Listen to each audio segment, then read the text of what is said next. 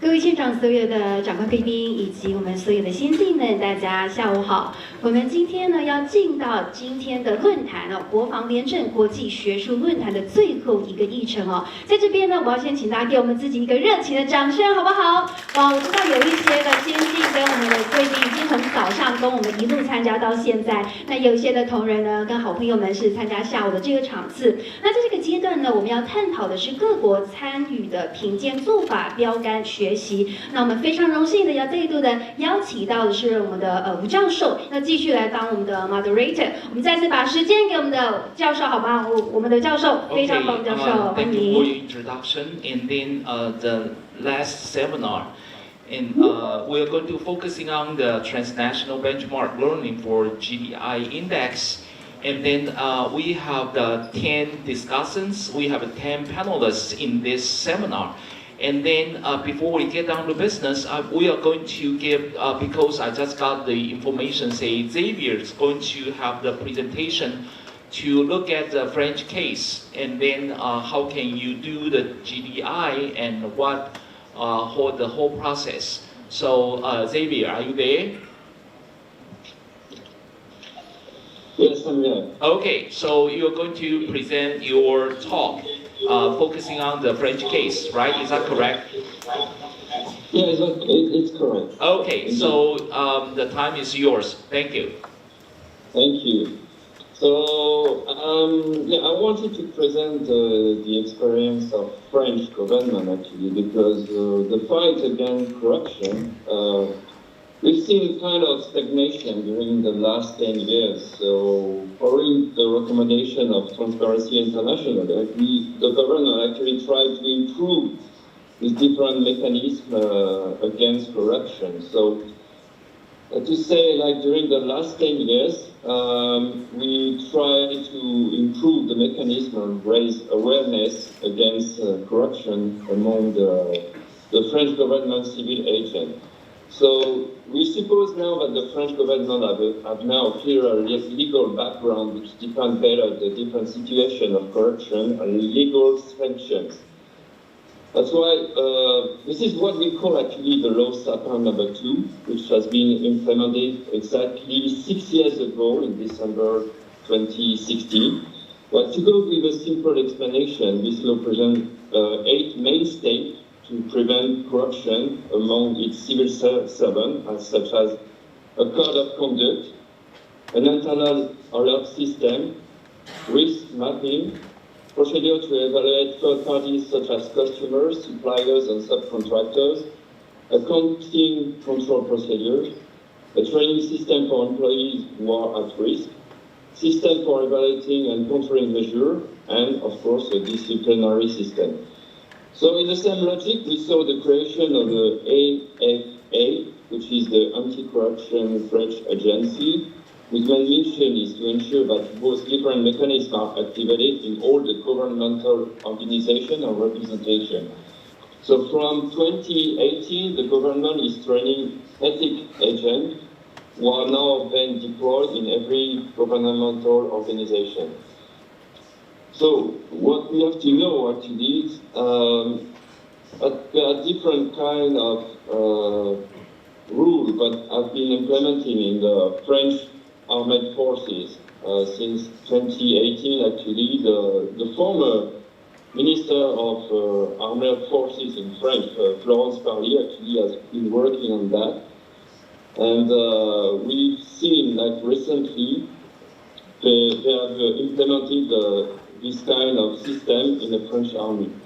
So it's possible actually, if you read French, I'm sorry, it's only in French, but the French army actually provide on the internet the code of ethics against corruption. So if you want to follow that, I can send it. I can send the file to you.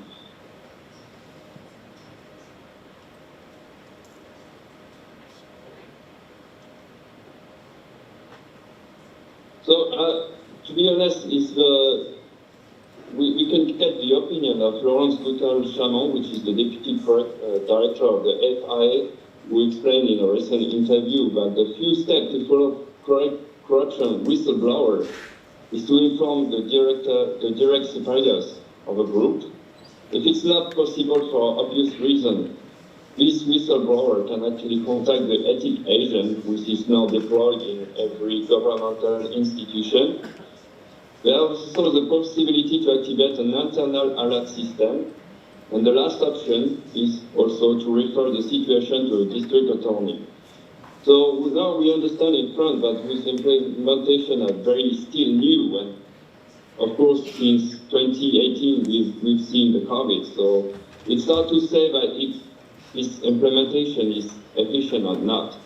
But from an understanding of the reaction of the French civil servants, they are not necessarily aware of the existence of this ethics agent, and they don't really understand also the different options they have to alert against corruption and bribery. So it's probably something cultural, and it may take some time to fully integrate with new procedure before we show efficiency. That's it for now. Thank you. Thank you, Xavier, for your presentation to look at the French cases. And then, I don't know who might have to turn down your volumes of your microphone because there is some echoes on site. And then the next one, we are going to invite Su Ziyun. Professor Su Ziyun, he's director of He's from the Institute for National Defense and Security Research, and he is also the director of the Division of the Defense Strategy and Resources. So the time is yours. Professor Su Ziyun, thank you. Thank you, Chairperson. And I would like to say to share my comment and some suggestion. Actually, above all, I would like to congratulate MND of Republic of China, Taiwan. Just because we can get so high rank is a very difficult task or duty under such situation. Face such a challenge from the PRC, and you know that the situation is totally different from the New Zealand.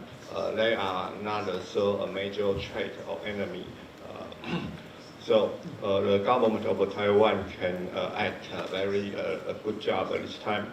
Second, I would like to say that we can think about some new indicate that to show what the situation for military or arms sales to prevent the corruption. For example, the company governments is a very good approach to understanding what potential risk. This company, or so-called defense industry, they have some public paper or report toward the stock market, so you can understand what cost of this company there to get some material from the public market. Research, actually, money entry is another good approach to understanding what's the potential risk for the personal those who will get illegal benefit from such arms sales. But finally, I think it's very, very important is a third party, for example, a scholar or academic can to join such a panel to identify or to find a potential risk. I do believe that it can help government to build a more helpful and useful arms sales policy. Okay, thank you. All right. Thank you for Professor Su's reviews and comments, and also give us some advice for the near future, especially for the officials of the Ministry of National Defense. And then the following one, I'm going to invite Luke Xiao, Xiao Hongjin. Professor Xiao Hongjin is from the Yishou University. Before we get down to business, I have to say I will be rude and reckless if I do not mention Professor Xiao Hongjin, because he is the major coordinator of this forum. Without his contribution, it is almost impossible for us to have this excellent opportunity to get here together. So thank you.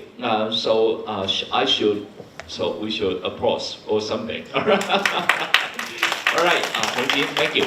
You can do some comments for what should we do or where should we go. Thank you. Okay, thank you, Tony. Okay, all right. First, I would like to appreciate everyone to participate in this forum.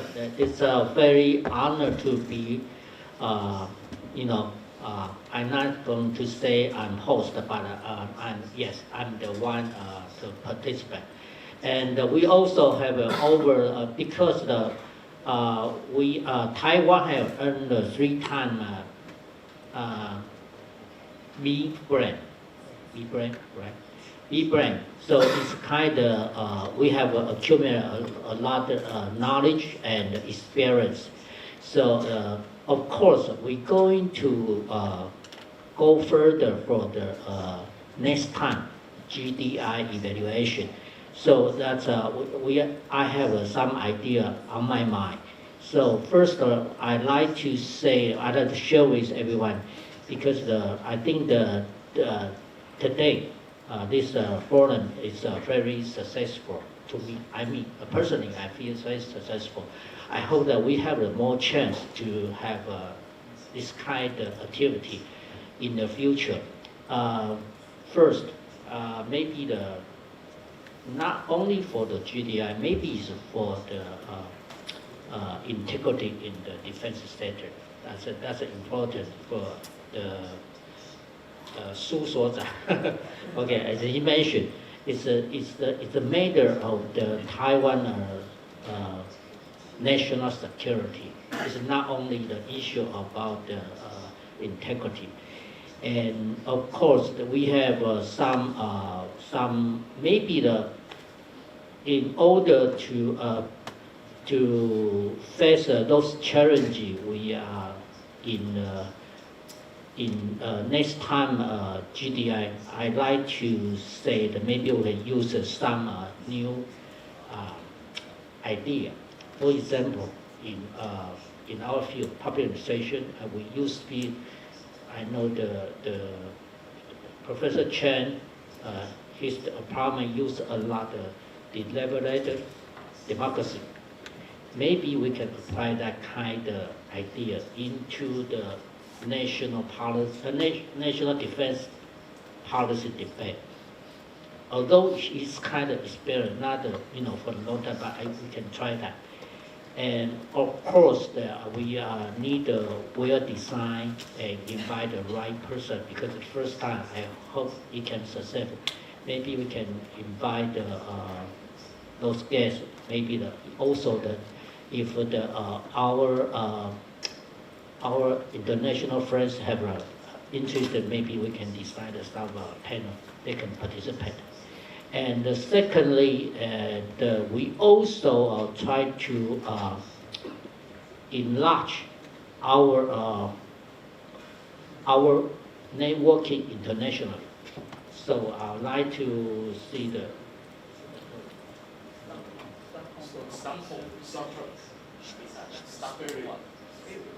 SPIRIT. Okay. I only can speak Chinese. I don't know how to speak English. SCOUN. We are fortunately, actually this time we already connected Stockholm. Okay, but they very busy in December because I guess they just published a new book today. So they are very interested to participate in this event, but they say that It's in their season. So in the end of this year, they are quite busy, so they cannot find the right person to participate in our program. So, but I will suggest to the office of the Minister of Defense, we hope we have more chance to invite them to come to here to visit Taiwan, and of course with more friends like Su Suozang and the other discipline, scholars other discipline, and of course we have more friends at Chu Zhang has mentioned about another international organization in the British, what's the name? 跟英国那个是叫什么？英国那个你刚刚说 Lucy's okay, Lucy's okay, another think tank in the British. I think that's the way we can try to use to learn the more and exchange our Taiwan experience to the other country, and hopefully we can realize those ideas this year. Okay, so is that okay? All right, excellent.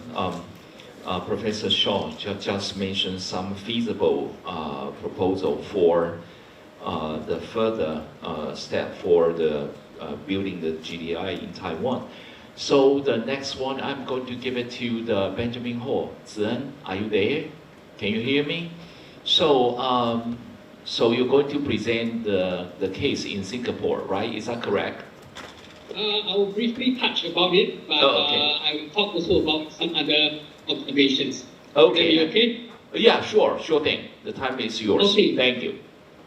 Thank you, Professor Wu, for inviting me to share my thoughts. I hope you guys can hear me. I'm speaking from my living room currently living in Taoyuan, with my kids watching movies inside. So if they get bored and they run out, I apologize if I get distracted. Anyway, so I'll briefly talk about some points that I observed after looking through the Transparency Index presentation, and then subsequently towards the end of my presentation, I briefly discuss about Singapore's experience. I noticed in the Transparency Index, Singapore scored rather moderately, not the best, so that's something quite interesting. So I'll try and highlight some of the reasons. I think from someone who is still in active military, or at least I go back once a year to do a bit of reservist training, I think for military commanders, at least from a commander point of view, there is always an issue of trade-off. Any decision involves trade-offs, and in the military, the trade-offs, I can identify two forms of trade-off. One is accountability versus secrecy. So if you want to be more accountable, it means that your plans are not so secretive.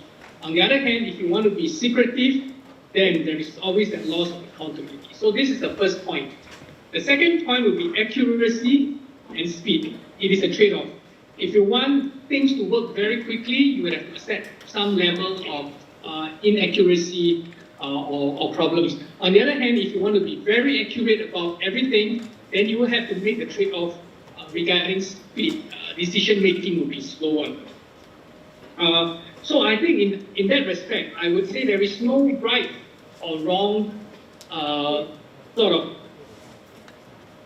perfect transparency, because it always involves trade-offs.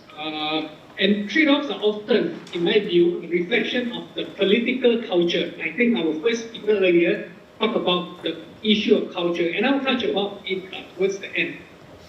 But I think more importantly, from the military point of view, we need to also be aware of what are some of the potential pitfalls. Obviously, we know in the military, many of us there is great opportunity for corruption, simply because of the kinds of budgets we work with. I'll just highlight something about why the thinking of military commanders. I think from a commander's point of view, and someone being a junior commander in Singapore Armed Forces, we often focus on executing the plan. And oftentimes, as the report rightly pointed out, many countries do not sort of put the issue of corruption into their battle plans. And why is that so? It is because military commanders have so many things to worry about in the course of combat that the last thing they need to worry is whether what I'm doing is legal or illegal.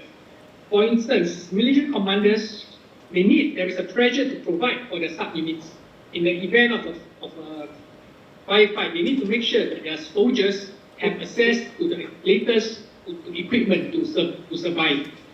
So how this equipment comes about is secondary. The issue military commanders ask is, give me what I need. I don't care how you get it. But if you go by that logic, it means that there is a lot of temptation, potential for corruption down the road if things are not carefully guarded. But you must understand, military commanders, it is not the role of military commanders to be worried about these things because they often assume that the civilian controllers, civilian decision makers are aware of it and have sort of built in some of these guardrails. So I think, in my view at least, the military is in the business of fighting and winning wars, and they often focus on what works and not so much how much it costs. So if you ask a military commander, they would say anything that is, give me the best weapon to win the fight. They don't care about it. They would say the cost is not my problem, it's the taxpayer's problem. However, this is where the challenge comes in. Because when we talk about trade-offs, as I've mentioned earlier, it involves a contestation of policy priorities. So the military will often think that my job to win war is the most important. But if you ask the trade minister, he would say, no, it is not. It is trade that is more important. So I would say that, and this is maybe a problem in many countries, perhaps even including Singapore, that broader policy trade-offs are rarely considered by the military commanders unless, and this is the word, unless they are exposed to work outside defense establishment. And this is where I think Singapore does find a way to ensure that our top commanders are not overly caught in a kind of tunnel vision where you only look at things from a military point of view. At some point, a lot of the senior commanders will have rotations to ministries outside of the military. For instance, education, trade, even academia. So I think I would say that is a way to allow military commanders to step out of the military mode of thinking and to look at how trade-offs are being considered from a policy point of view. Finally, I'll just touch on a few points that I have, at least from the Singapore experience, if you don't mind. Am I still on time? Sure. Yeah. Okay. Yeah. So we still have plenty of time. Go ahead. Okay. Sure. Thank you. So I think from the Singapore experience, how we minimize corruption, the risk of corruption, and this is a very controversial statement I'm going to make, is to pay our top leaders a lot of money, or rather to pay them their worth in accordance to the market rate. Of course, it may not be the same as what, you will not become a millionaire or billionaire, but certainly you'll be paid according to the market rate. It has this policy of paying the market fair value to our leaders have been criticized by many people, including members of opposition. But I think this is how our founding generation of leaders realized that there is great temptation to be corrupt in any, when you're in a political position. And the one way to guard against it is to make sure that you are paid enough such that that corruption does not be, you are not tempted to be corrupt.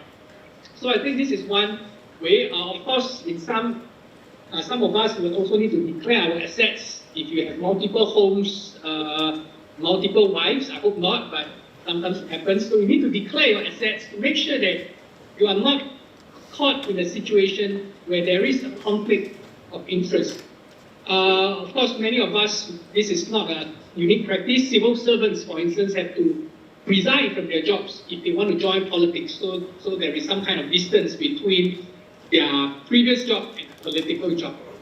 Last but not least, even the military, Ministry of Defense, is also subjected to annual checks by the Auditor General, who will highlight some of these lapses, and it is up to the defense ministries, permanent secretaries to rectify some of these lapses where they occurred.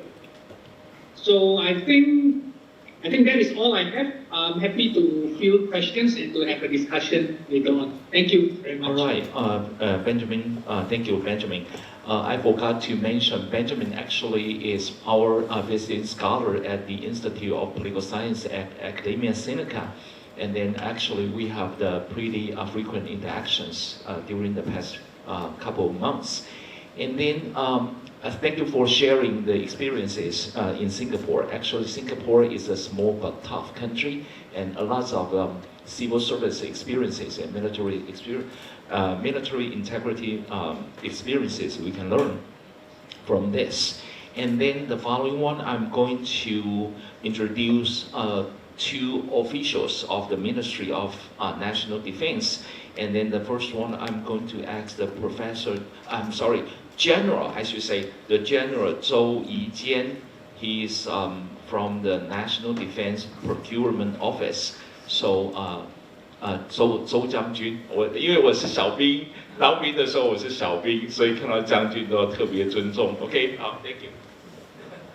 Thank you, Dr. Wu. Unfortunately, right now, Michael is not online.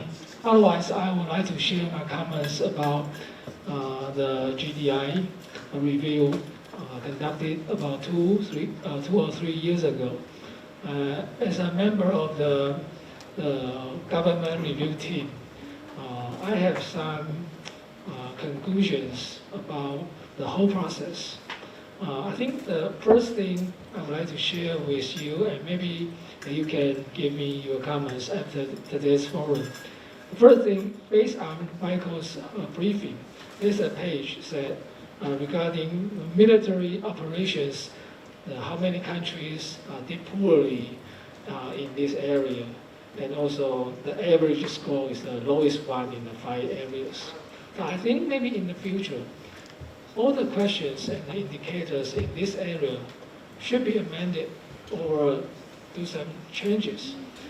Anyway, let's think about in the last 5 years, how many countries really have their troops in operation or in the peacekeeping? Taiwan is not a member of the UN, and even there are more than 100 countries are the UN members. How many countries really follow UN's resolution, send their troops to join the peacekeeping? So if there are not many countries do this kind of peacekeeping, or they declare wars against another country, supposedly everybody have difficulty to answer these questions in the military operations. So I would recommend in the next review, before next review, maybe we should ask the agency to revise or modify the questions and indicators. The second one is in Michael's presentation, he mentioned about a 5-year cycle. So next, in the future, the review will be done in 5-year cycle. And I'm interested in, do they really only follow what happened in the last 5 years to do the review? Or they take all the histories, what happened in the past into account? Based on my observation, I think some of the assessor or the peer reviewer, they are not only pay attention to what happened in the last 5 years. They take maybe those things happened 10 years ago, even 20 years ago.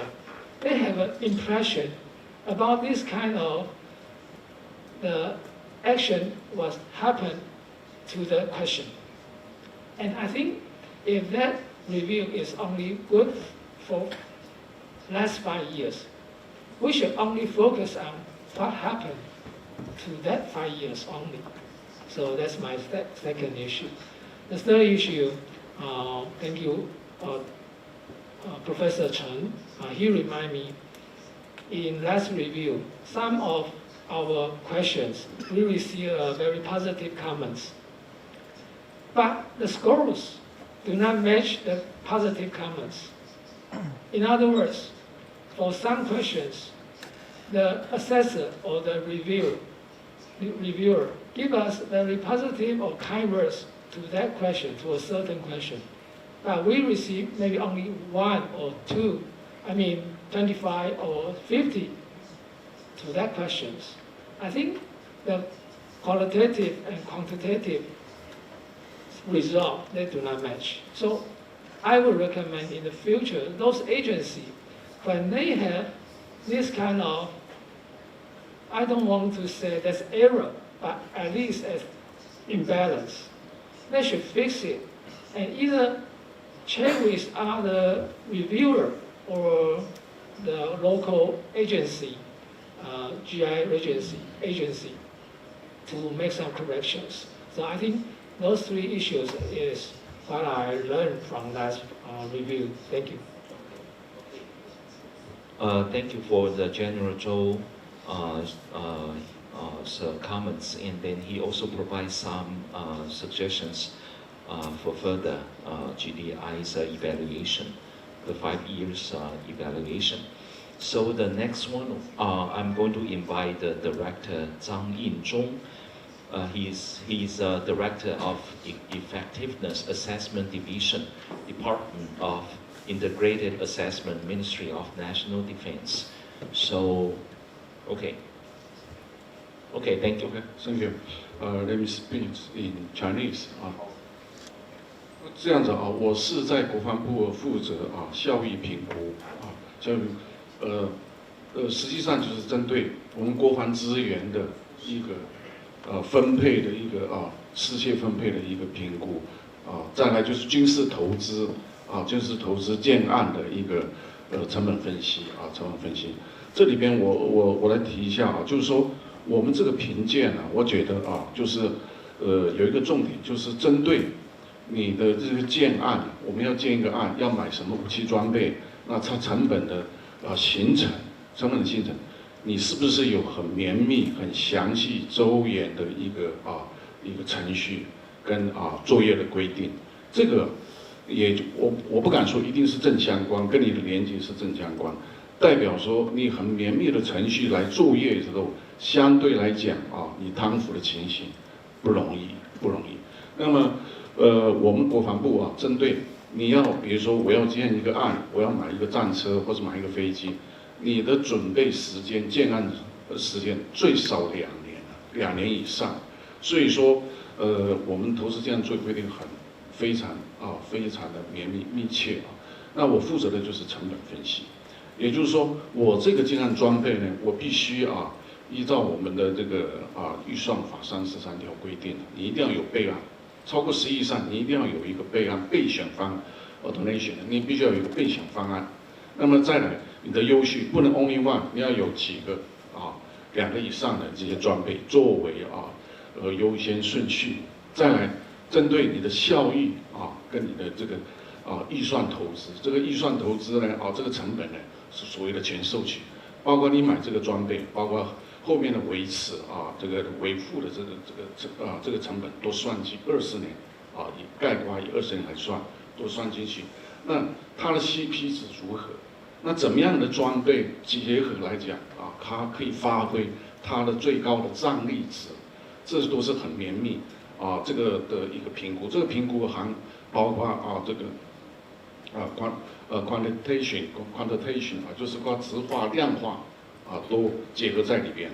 那么最后在做这个评估完成以后，还送到立法院的一个审议，这个过程是很绵密的。我这边建议就是说看看哪一个方式，哪一个这个评鉴可以强化我们这个在评估机制建案作业程序的一个绵密度我看看是不是可以从哪一项这个可以来争取分数的。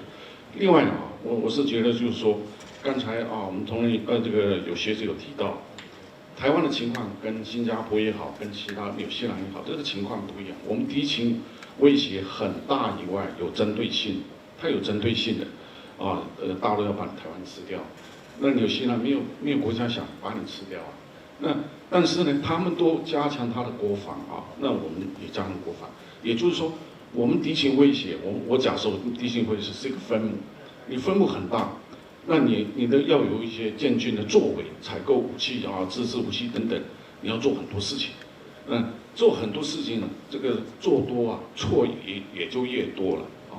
那个危险性小啊，这个分母就小，相对你做很多事情，哇，你最后的值就很大。那这个部分呢，如何呈现在整个我们讲到这个评鉴贪腐的评鉴上，比较在基础的部分呢这个基准点呢，能够相对来讲是比较合理公平的。看看哪一个部分可以建议还是怎么样？我是深切希望说，可以很公平合理的反映这一套的评鉴制度了是这样子。那我以上的建议，以上报告，谢谢。Okay, thank you for Zhang Chuzhang's comments and suggestions. And then the next one, I'm going to invite the Colonel Mingde. He's from the Medical Affairs Bureau, Ministry of National Defense. Thank you. Okay, thank you. This is Colonel Yan coming from the Medical Affairs Bureau and the Comptroller section. I'd like to focus on my finance section because I'm being a financial officer. So I'd like to introduce about the GDI elaboration of the financial department. Financial finance is a risk areas of the five portion, and how to elaborate the finance. There's 4 parts. It's from the budget and to assets and the finance expenditure. And I would like to defend our financial portion because shown by the Michael presentation, there's 52% of the country published disaggregate data on actual expenditure. But in Taiwan, we do have law to prohibit the government to spend only 1 penny, even 1 penny we can spend if without the Congress approval. So I do have the confidence about Taiwan. We are not in the 52% portion. We are in the 48%. And the other issue is about under the enormous threat, the threat of our enemy. I remember the economist just showed about Taiwan will be the most dangerous area on earth. And under this huge threat of the PRC, we still under the integrity and the transparency in our financial report. By law and by our regulation, we have to present our financial report to the audit department and our Congress, which means legislative yuan.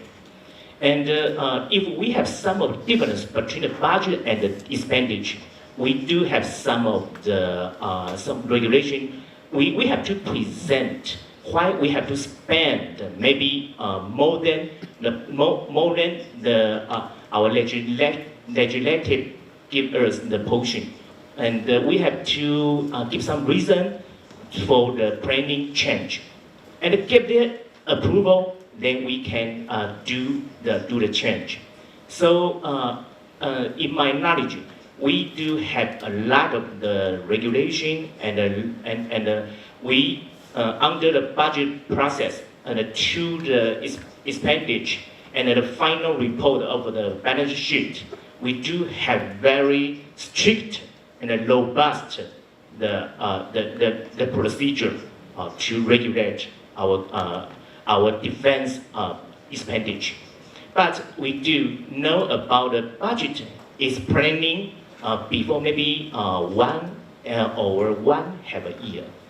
So sometimes things will be changed under the threat and the situation.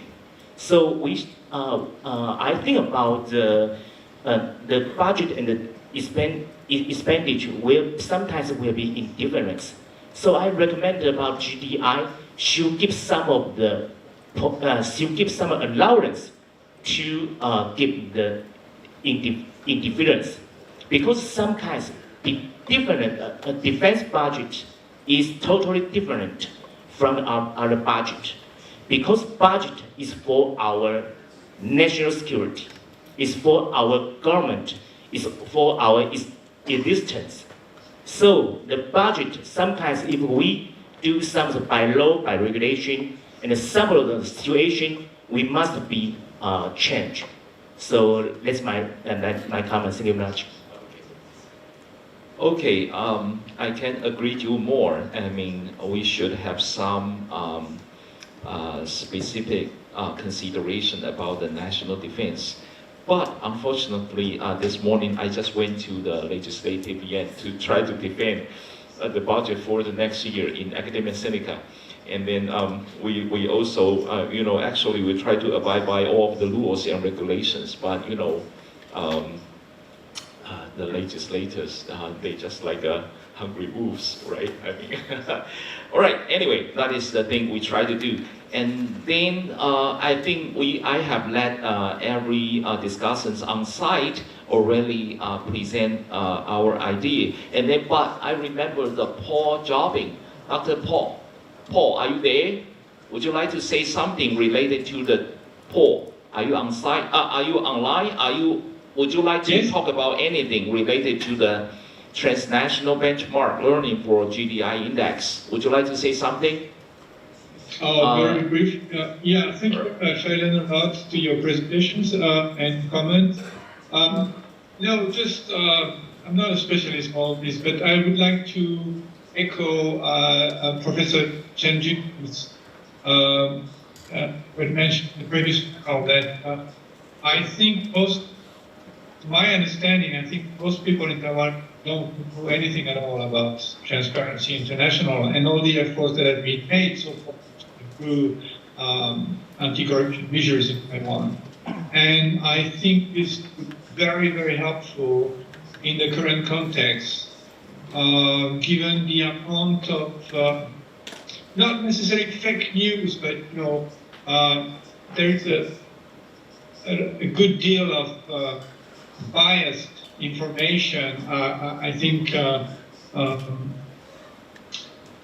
political scientists like Professor Wu is much more familiar with this kind of problem than I am. But I think this is pretty much influencing Taiwan politics at large. Maybe not defense and the military, but Taiwan politics at large. And since Taiwan is a democracy and the military is under the control of the civilians, not affect the politics, necessarily affect the military. So I guess sometimes it might be very difficult to disentangle what belongs to the defense per se and the political sphere per se. I guess 吴重礼教授这方面应该比我熟悉吧？我可不可以请你补充说明？谢谢。Anyway, I would like to say something, but I will let the first round. I will let all of the panelists to have the first round discussion.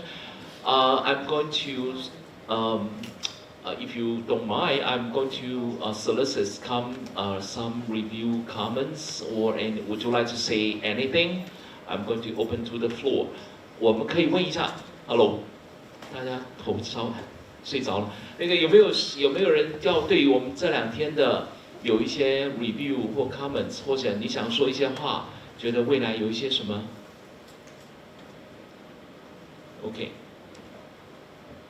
没有哈 ？OK， 好，我们不会说没有，你们知道我在说什么吗？不好笑吗？好 all right, I'm going to asking the second round of the discussions. Would you like to, anyone, would you, you're going to do anything supplement? Would you like to say anything online, including the 子恩 Are you on there? Are you there? Are you online? Okay, would you like to say anything more? I have nothing to add from my previous presentation, but if anyone has any specific questions, I'm happy to address them. Okay, excellent. So you guys have any questions related to the Singapore? Do you? Okay, that's it. So the time is almost up, right? Oh yeah, Professor Chen Junming. I think I'd like to respond to Professor He. It's about your observation about the Singapore's armed forces in terms of their response to the ranking, okay, and to some extent. I think that you bring me a very insightful observation. I think not only the case in the Singapore, it's across borders.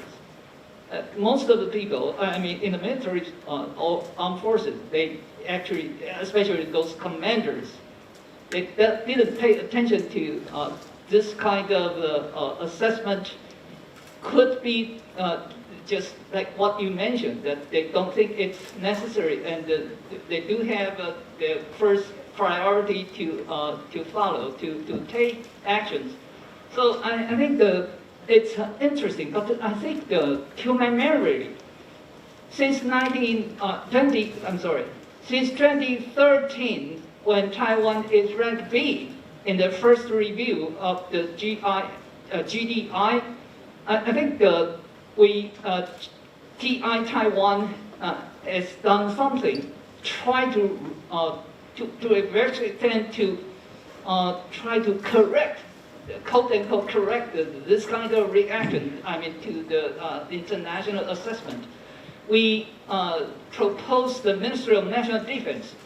We tried to reach the Minister of the National Defense. We bring the letter from TI, what we call assessment team, because they send a letter to the Minister of the National Defense of each country, and bring the letter to the Minister, the then Minister, and then we get the response because he is very interested in being ranking.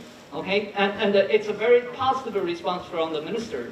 And since then, we get the relatively good result through the ranking, because we ranked the B in 2013, and follow that particular result revealed.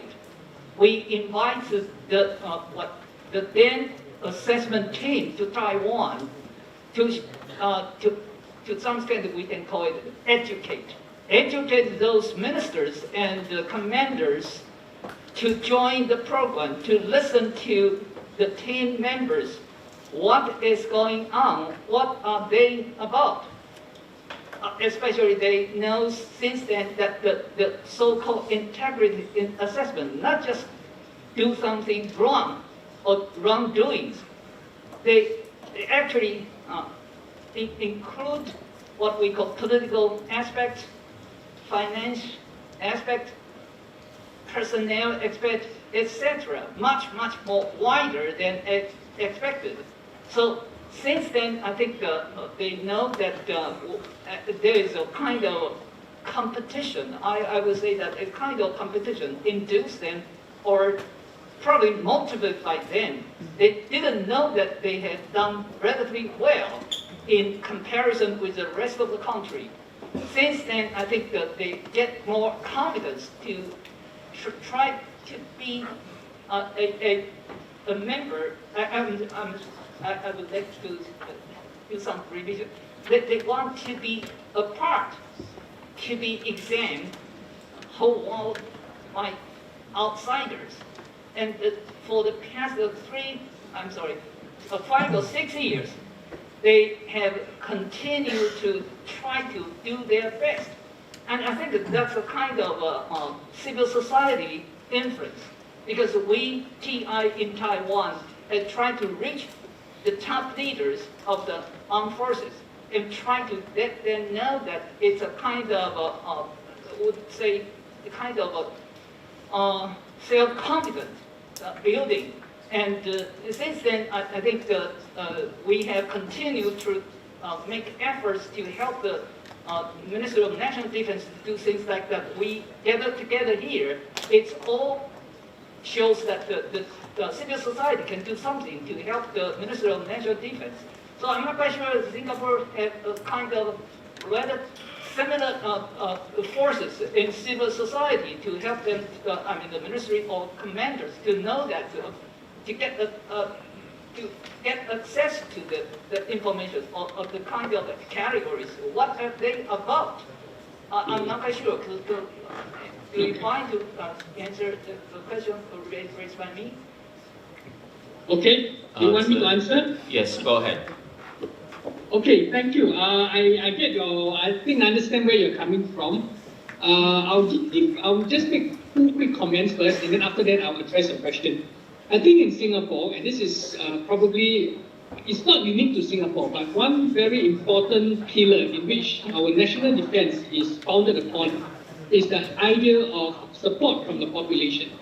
In other words, if the population does not support national service, and we're talking about not just the 2 years of mandatory national service, but also subsequently when soldiers are required to go back each year for reservists, that is going to be a problem. So the Singapore Ministry of Defense takes population support very important, because many of us have whole day jobs. So each time when we go back for national service, what actually happens is the Ministry of Defense actually pays the day job, tops up the salary of the soldier in his day job. So if he earns 10,000 a month and he goes back for national service for half a month, the Ministry of Defense will top up 5,000 to his employer. So I think that is a very crucial fact, to have the buy-in of the population. Why do I mention that? I think I mentioned this is because that frames the whole idea of what we understand by corruption. Imagine every year soldiers go back. If there is any institutional corruption, these would have been identified by soldiers each time they go back. But the fact is that by and large, the military is seen as generally corrupt-free.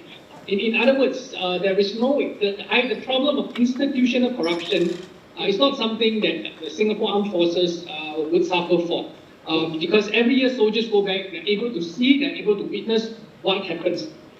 So I think this civilian support is a very important sort of check against some of these corruption excesses, which is something I would say the survey did not quite capture, because we talk about civil society as the kind of middleman, but I think in Singapore the example of civil society would be your NS-men, national servicemen, who goes back every year, who were able to witness what is actually happening to the taxpayers' money. So we are very, in this sense, Singapore is very stringent on how it spends money when it comes to soldiers in the military. In fact, the complaint is not that we spend too much, but we actually spend too little on the soldiers. So I think that is something to keep in mind.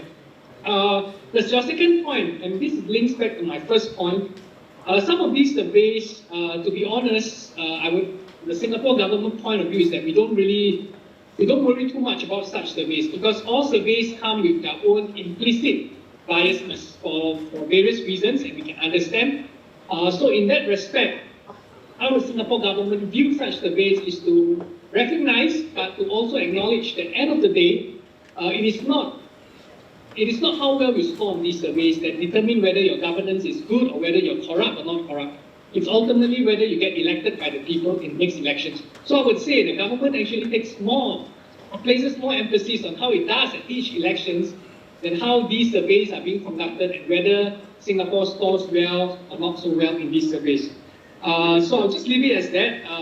It's obviously it can debate more, but I think basically that's the premise which I'm sharing from. Thank you. Thank you very much. And then you have more comments? Okay. So if you don't have anyone, I really appreciate the 3 panelists online, and then all the other discussants on site. And then I would say this is a kind of a quality seminar. I would call it a big success. Thank you very much, and thank you for your participation. Thank you very much. Yeah. Thank you. We had a successful and fruitful day, and we'd like to thank you all for coming to the 2022 International Military Integrity Academic Forum. 在这个时候呢，我要邀请我们这一场研讨会的贵宾们我们一起来到台上。我们现在要透过这个机会呢，要跟在我们网络上的这些 international experts 一起来合照Okay, all right, we are going to have a good photo. Okay, the first one, thumbs up, please. 我们这边你要让给那个讲者，对不对？所以 Okay, all right, then everyone can see your face. Okay, good. Thumbs up, please. Yeah, thumbs up. Yeah, we are the best.Thank you， 我们掌声给我们的长官，还有我们国外的讲者，好吗 ？Thank you。好 ，OK，Thank you all again for our international experts. Thank you. We're gonna see you soon. Thank you for today. Thank you. 那接下来我们请我们的工作人员剩下布幕，请长官继续留步在舞台上。那接下来我们国防廉政国际学术论坛最赞，非常的成功，顺利圆满。好，下一张 Make a feast。好，我们是最赞的，我们要继续努力。好，我们这次是 B， 对不对？下次是挑战 A， 好不好？好 ，Yeah， 可以帮我再次给我们的长官一个掌声，谢谢，谢谢，太好了。好，那就 3, 2, 1, cheese 好，下一张我们再比个赞，好不好？好，等着，好，比个赞。OK， 下一张又来个活泼的，我们要结束这个议程了。活泼怎么样？自由发挥，好可爱哦！那个好，我们的子云长官说，就装可爱，装可爱可以，好，比个爱心好了啦，先比个爱心好，大家比较自在一点看大家有点别扭啦。好，爱心。好，再一次的感谢现场所有的长官贵宾，给我们自己一个热情的掌声好吗？谢谢，谢谢，谢谢。